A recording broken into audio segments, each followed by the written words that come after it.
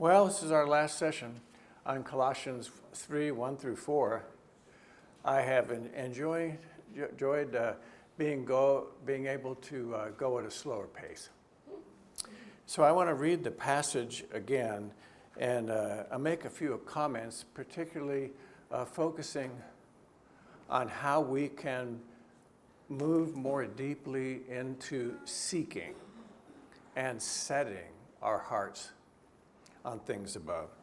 So Paul writes this: "Since then you have been raised with Christ, set your hearts on things above, where Christ is, seated at the right hand of God." So we want to focus on setting. How do we go about setting our hearts on things above? And then he says, set your minds on things above, where Christ is seated at the right set your minds on things above, not on earthly things. So there's a shift that's going to take place. For you died, and your life is now hidden with Christ in God. When Christ, who is your life, appears, then you will appear with him in glory. So if you remember from our first session together, I talked about the verb that's used in verse 1. It's a very strong verb. It's a verb that comes from zelao. Very strong verb: to seek, to go about, to desire, to endeavor. Those are strong verbs, aren't they? Desiring, seeking, endeavoring. So what I want to work on this morning with you a little bit is how do we strengthen our ability to seek, or to set our minds on things above. Seek, setting, endeavoring, desiring. I think all of us would long for our desire in this area to be increased. And it's not fair to talk about seeking if we don't talk about, well, how do you do that? So that's what we're going to work on this morning. Now, as I was pondering this, there's different words that come to mind that help me catch a glimpse of what we're talking about. Attentiveness is related to seeking.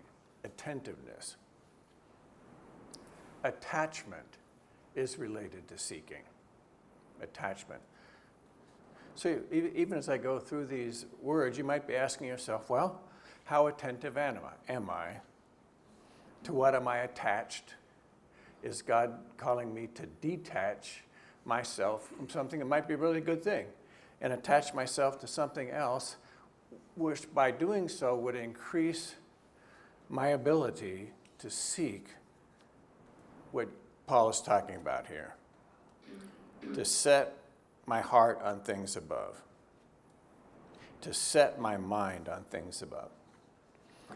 So I was thinking about this this week.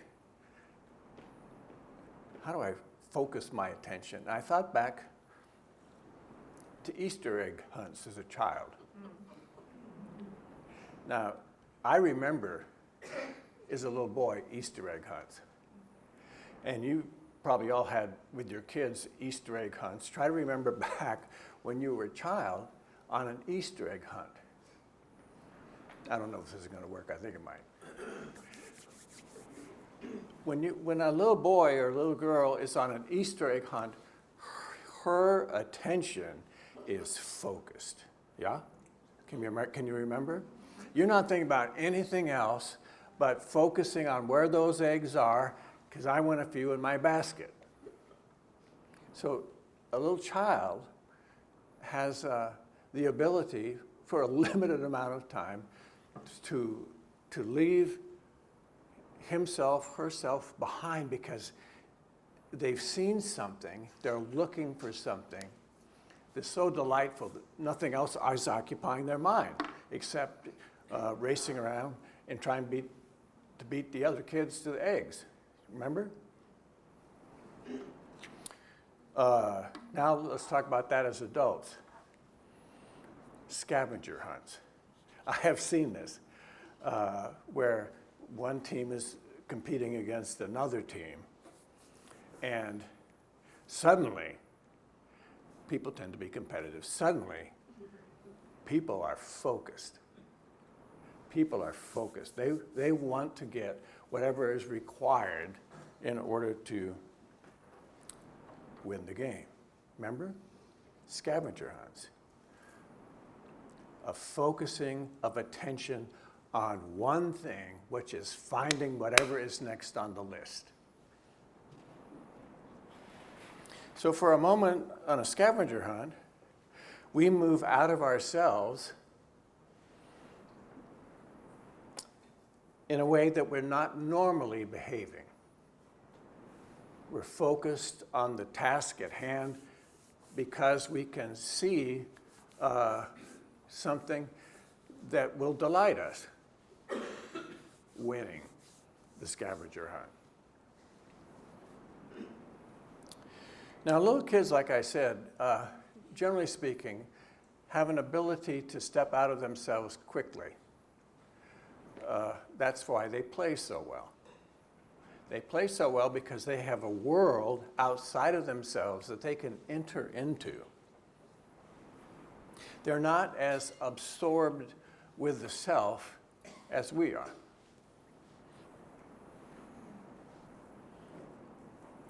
As we get older, is it not true, as the years go on, we can be increasingly absorbed with the self. Absorbed with the self. Self-absorption. And to a certain degree, this is helpful. It's a natural part of growing up. There's a world out there, and we're going to have to interact with that world. Yet there's an infection within us, sin, an infection within us that distorts and confuses.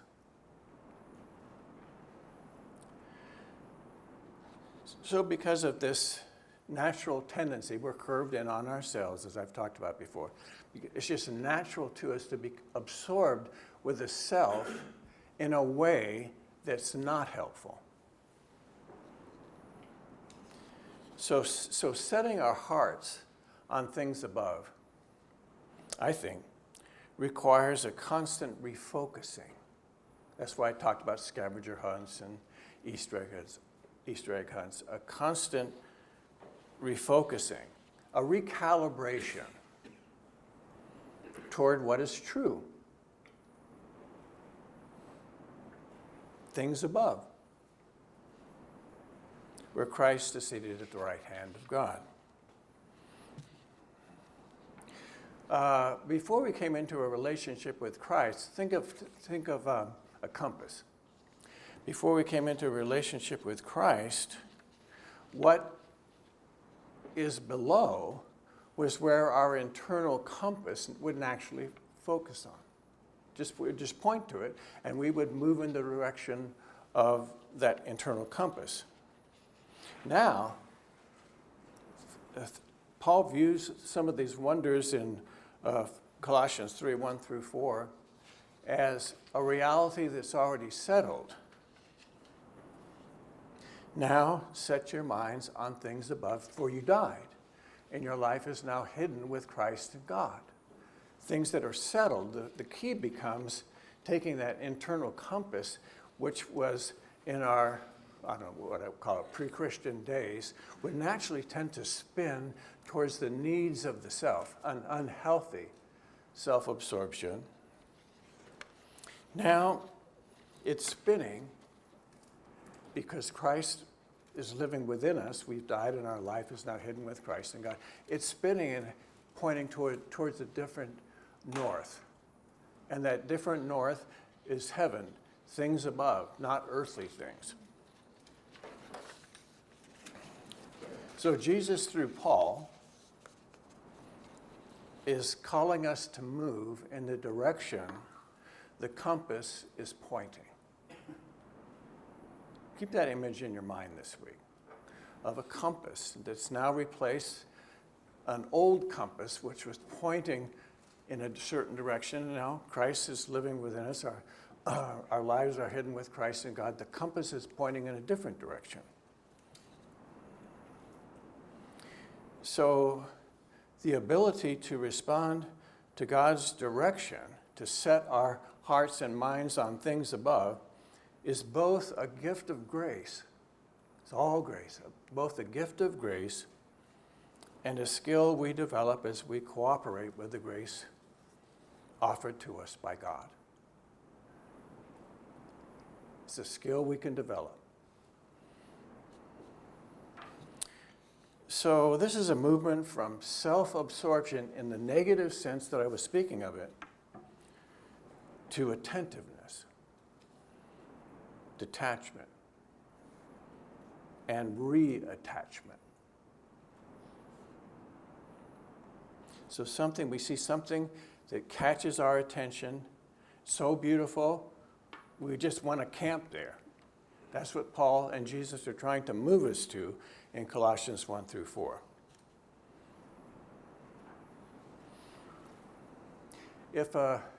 For example, if an angel appeared in this room, catch your attention. And suddenly, your focus would be on the angel, yeah? Well, in the late 80s, in the chapel, an angel appeared. So Good Sam has an angel history. There were a group of young people gathered together for a conference of sorts. They were praying that the Holy Spirit would descend on them. That's always a good prayer.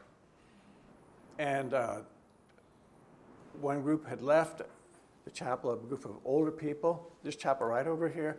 Another group came in, and there standing by the altar was an angel. And they thought, well, I'm told they all hit their knees, for one thing. One tends to do that in the presence of an angel. And then a couple calls were made, and for those of us who've been here for a while, Father Dan was across the way, Father Dan Sullivan, he's across the way, and they called up, Father Dan, there's an angel in the chapel. His response, oh, they're there all the time. And he hangs up.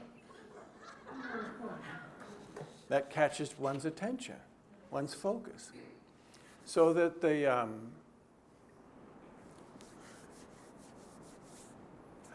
line between things above, things below, wonderful beauties and wonders, that are sometimes, I would say very rarely, but sometimes God's just gracious and says, take a look.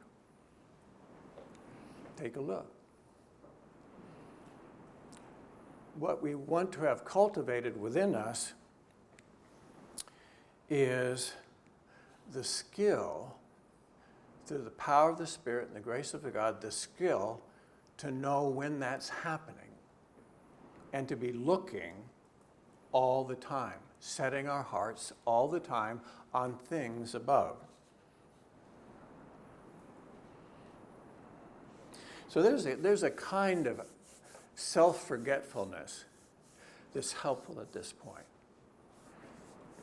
I'm not asking anybody to stop appreciating the wonder of their self. Our self is a gift given to us by God. But a movement towards self-forgetfulness, if our tendency towards self-absorption is getting in the way of setting our hearts on things above. See that? We don't want to be self-absorbed in that sense. There's a kind of freedom that Christ is offering here at this point. But freedom is never separated from a certain form and structure, which facilitates we acting in ever deeper freedom. So what we're working on this morning is changing our fundamental orientation. Just tuck that word away. Our fundamental orientation. We want to become people where it's second nature to be oriented toward things above and not toward earthly things. Orientation. So we're talking here about matters of focus, attention, attachment, attentiveness. That's why I spent a lot of time, I think it was last week, talking about distraction. Because distraction immediately shifts our attention. Yeah? Distraction immediately shifts our attention. So last week I mentioned a number of things. I suggested fasting from them, if you remember. A number of things that can distract us from the kind of setting or seeking that Jesus and Paul are recommending here in Colossians. So I talked about things like this: the news, film or TV, our attachments to food and drink. I talked about music. I talked about what I would call conspicuous consumption. What is conspicuous means this: standing out so as to be clearly visible, attracting notice or attention. So conspicuous consumption would be purchasing something and other people notice we're doing it. Now, I would find that problematic if we have made or have a habit pattern of conspicuous consumption to attract other people's attention to our status, whatever it might be. And I'd probably say that there's some things just better left not bought. If someone who might be watching in the broader watching world says to herself or himself, I thought they believed that life lasts forever. Why does it seem like they're camping here? So that's what I mean by conspicuous consumption. An assumption that catches somebody else's attention and might cause them to doubt whether we're really serious about what we believe. Food for thought. So you might want to continue as we work on setting our hearts on things above. You might ponder your relationship to all of those things I've mentioned. I've mentioned 8 or 9, and whatever else might bubble to the surface of your consciousness as you ask God, guide me here directly to issues of things I might be attending to that are really not all that important. So what we're working at is shifting our perspective. Now, it's a little bit intimidating. In verse 1, where Paul says, since then you have been raised with Christ, set your hearts on things above, that's an imperative. What's an imperative? It's a command. And Jesus speaks through Paul. Jesus and Paul are saying, do this. Do this. It's a command of God. Well, that can be intimidating. What they're trying to do is help us reform and reshape our priorities with a sense of seriousness. Sense of seriousness. Now, the sense of seriousness is coupled together with the promise that if we're able to do this, we'll start seeing things. We'll start seeing things above. We'll be able to set our hearts on things above that will change I don't know, maybe mixing metaphors here, will change the tonal quality of our life. What I mean by that is our life will ring true in a deeper sense. I'm always eager to figure out ways of speaking or saying so maybe non-Christian folks get interested. They get interested. They don't get disillusioned by looking at us. They get interested. Why in the world are they living that way? It seems so nonsensical. Well, we're setting our hearts on things above. Oh, what does that mean? Well, and then we explain. I mentioned this text over the course of these 4 weeks. This is a really good text. 2 Corinthians 4:18. No, tuck that one away. 2 Corinthians 4:18, where Paul, writing to a different congregation in the ancient world, he's not writing to the Colossians, he's writing to the Corinthians. He says this, quote, "So we fix our eyes, not on what is seen, but on what is unseen, since what is seen is temporary, but what is unseen is eternal." Now that's an interesting idea of setting one's eyes on something we can't see, or at least is unseen. This is an interesting verb. It's different from the verb we get in Colossians. It's skopeo. I know that's not all that helpful, but it's interesting sound, skopeo. It's a present active participle, and it means this, similar in meaning to the verb we looked at in Colossians 3:1. What does it mean? Look out for. Notice. Regard. Consider. Look at. Look at. Means all those different things has that kind of a semantic range. Focus your attention, he says, not on what is seen,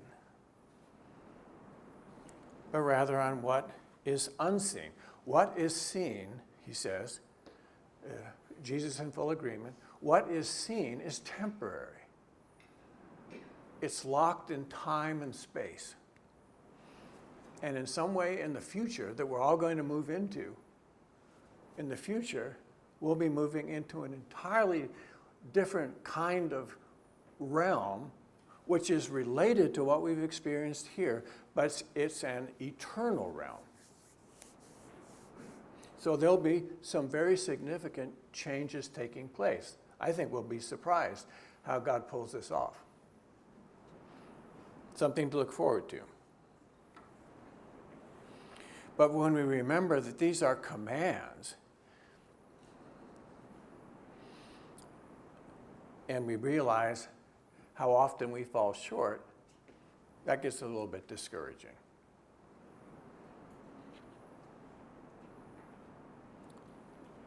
It can be intimidating. On the one hand, Jesus and Paul thinks this is really important, top of the line important. Nothing more important, really important. And on the other hand, we realize, oh man,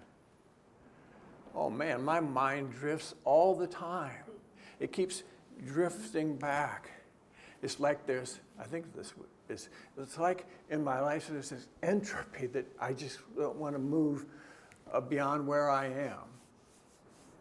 What stays in motion, and what is at rest stays at rest. Well, I've been at rest in this present evil age for a long time. How can I move beyond that? And also, I look out here, we're all in different places. We have a different life history, different gifts. Am I supposed to carry out and learn to set my heart on things above like a Capuchin monk would? No, I'm not a Capuchin monk. He's been called to a life of staying in a certain place and focusing his attention solely on this. That's not been my life story. Francis de Sales, as we say in the States, de Sales. Francis de Sales, who's a great coach on the spiritual life, writes that we should seek or set our hearts on things above, according to what he calls our kind and vocation. Our kind would be just who we are as a person. Our vocation, what God is asking of us in our life. So I would think that someone who's been given the role, say, of, when I had it for a while, the role of a college administrator, my ability to set my heart on things above has to be has to be wrapped around that particular vocation that God has given me. I can't be a monk in that vocation. Now, maybe over time, I think probably the time for me being a monk is past. He says, a different exercise of devotion is required of each of us. So he's going to use the language of the 17th century here. He says the noble, the artisan, the servant, the prince, the maiden, the wife, such practice must be modified according to, and think about this, according to the strength, the calling, and the duties of each individual. And I stole that Capuchin monk illustration from Francis of de Sales. He says the father of a family in making provision for the future, as if a Capuchin, an artisan who spends the day in church like a religious, in Catholic Church that would be someone like a nun, monk, priest. Would not such a devotion be ridiculous, ill-regulated, and intolerable? He goes on and he writes, "No, indeed, my child." He's writing to a woman who he's coaching. Her name was Philadelphia. He calls her nickname Philadelphia. "No, my child, the devotion which is true hinders nothing, but on the contrary, it perfects everything. And that which runs counter to the rightful devotion of anyone is, you may be sure, a spurious devotion." So we're called to wisdom at this point. Wisdom and discernment in terms of who we are, what God is calling us to. I want to read you something from a book I want to recommend. The author is Joseph Tetlow, Tetlow. He wrote a book called Always Discerning. And he urges us to develop the gift and virtue of humility, because he feels that humility is the grounding for being able to set our hearts on things above. Humility. Well, here's what he writes. I think this will make sense to you as I walk you through this. Quote, "The first experience of humility happens when I open my heart and contentedly say yes to my Creator.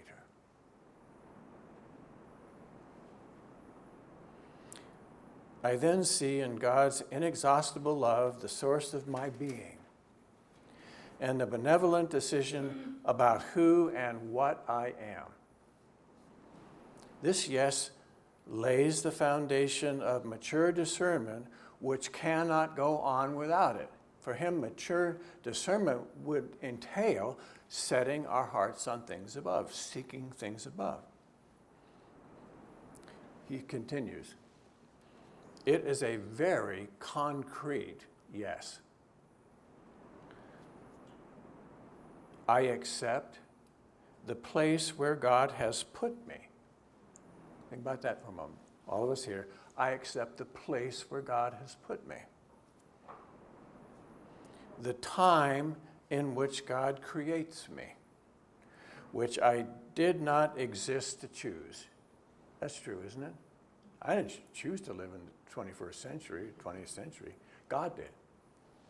So I accept the place where God's put me, the time in which God creates me. I accept the real skills and qualities in my character, which I did not create, but God is creating. I accept my parents, whom I did not choose, but God chose. I accept my siblings, whom I did not select, but God selected. I live content in the world's currents. A lot going on in the world today, isn't there? I live content in the world's currents, which I cannot govern, but God governs. In this mindset, set your minds on things above. In this mindset and heart set, I like those two words. In this mindset and heart set, I put God before all else, before all pleasures, profits, successes, and anything else in this world. Then, of course, I falter and fail and sin. This creates, in God's infinite love and mercy, the occasion for discovering humility.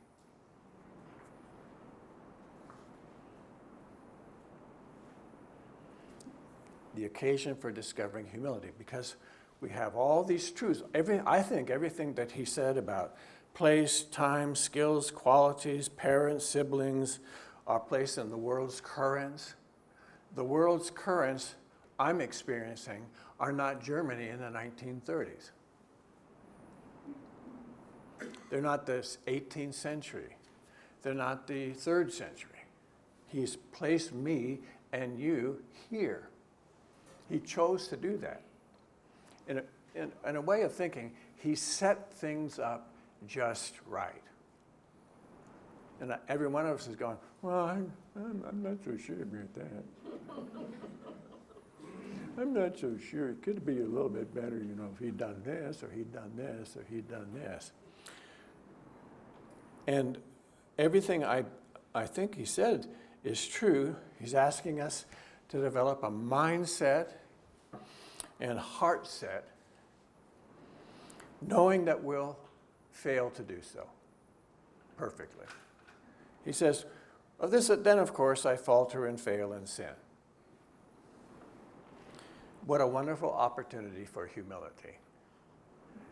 So in setting out the path of seeking and setting my heart on things above where Christ is seated at the right hand of God, the first step is knowing who I am.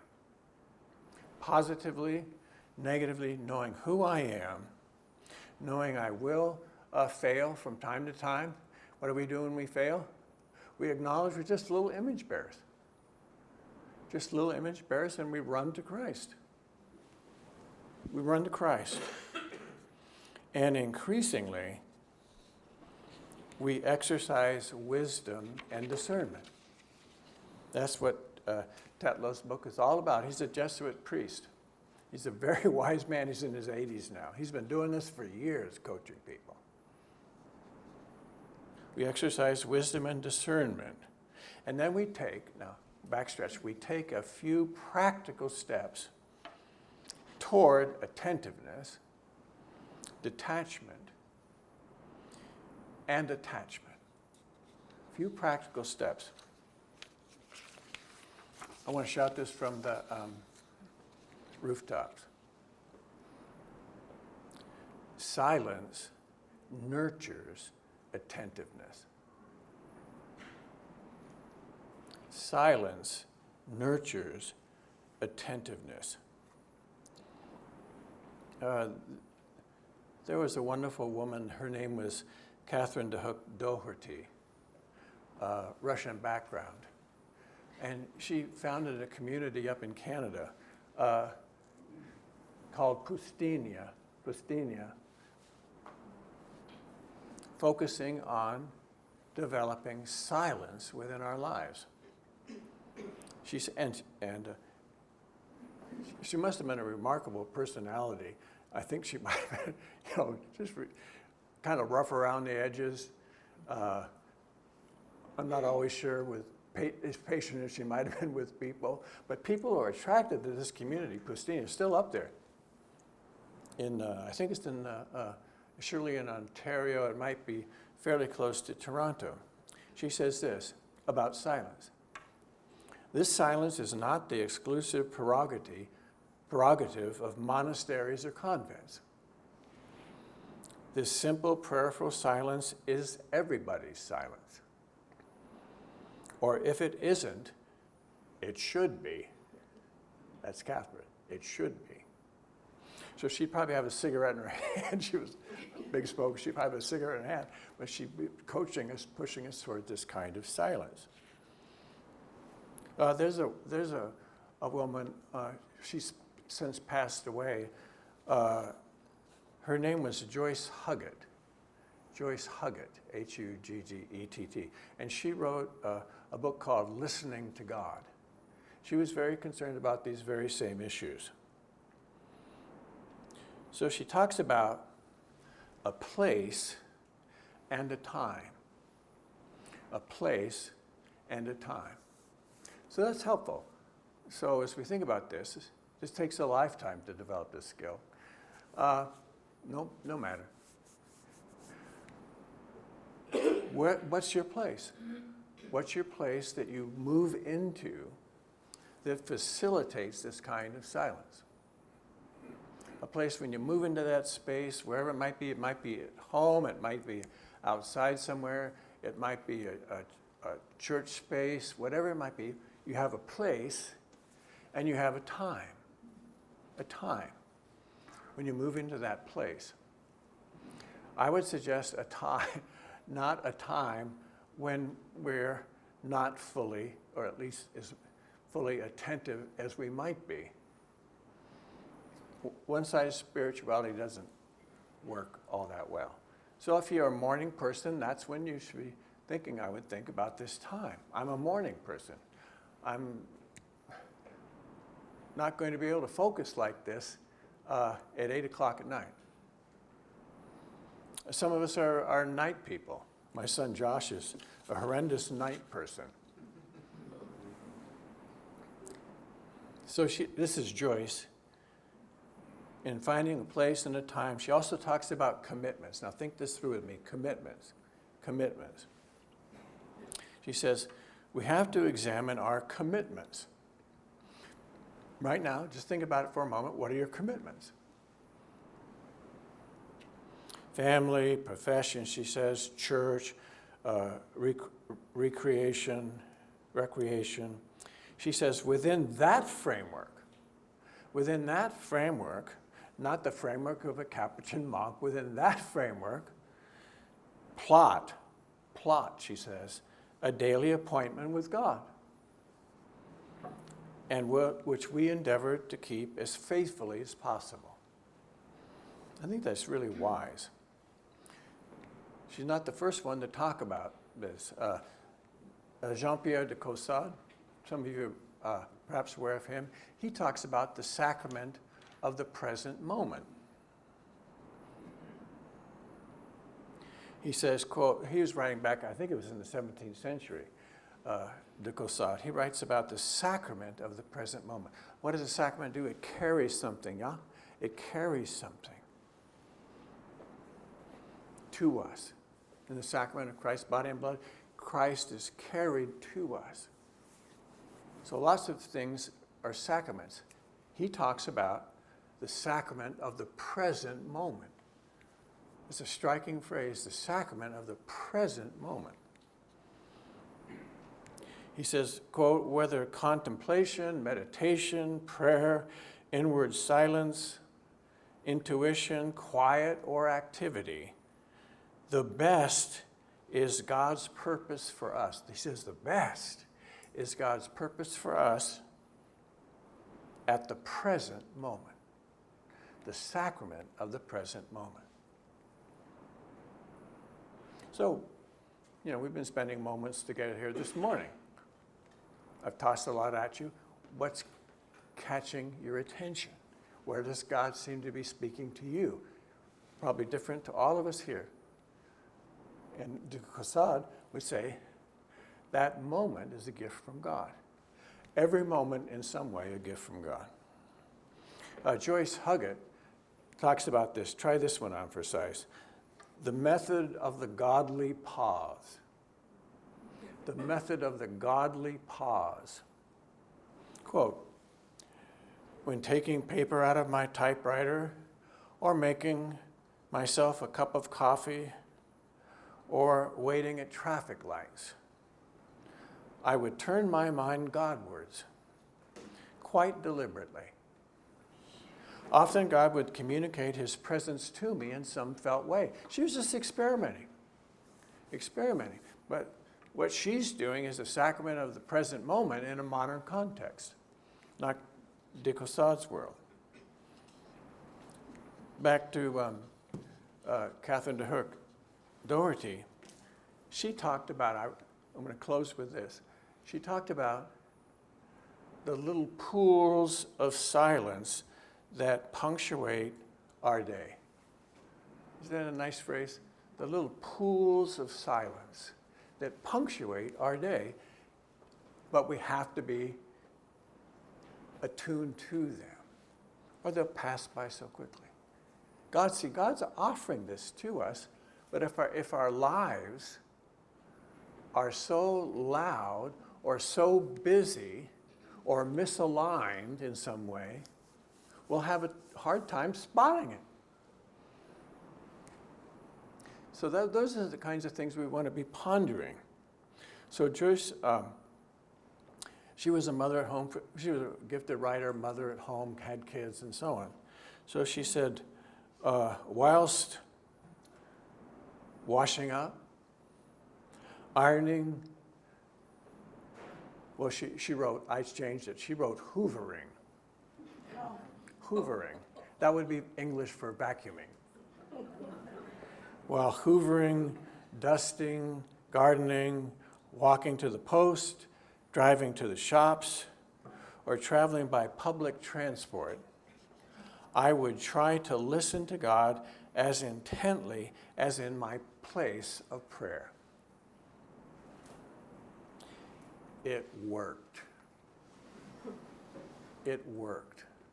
So I don't want this to be an arduous, discouraging task, learning to set our hearts on things above. But it does require thinking things through,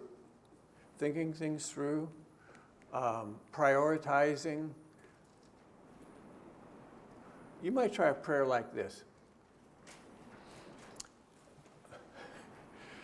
Lord, I haven't listened to Chris for 4 weeks.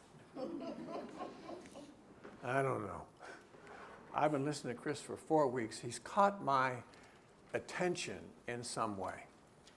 He's caught my attention. I'm curious about learning to set my heart on things above.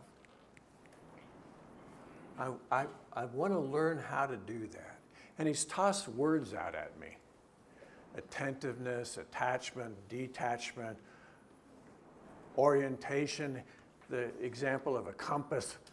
Lord, I'm trying to make sense out of this. I spent 4 times with that guy. He's asked me to fast from certain things if I sense that these things are raising the volume level in my life in a way that's not healthy. Lord, help me. Lord, help me through the power of your Spirit to sift through the past 4 weeks. To sift through the past 4 weeks. Because there's liable to be some chaff in there. To sift through the past 4 weeks and let whatever gems are there, as small as they might be, whatever gems are there, let them fall into my hands so that I can take them with me. So it's just not 4 weeks we spent together talking about stuff and then back into the same habit patterns that were occupying us before the 4 weeks began. So it's an opportunity for new beginnings. New beginnings, opportunities, blessings, wonders, beauties.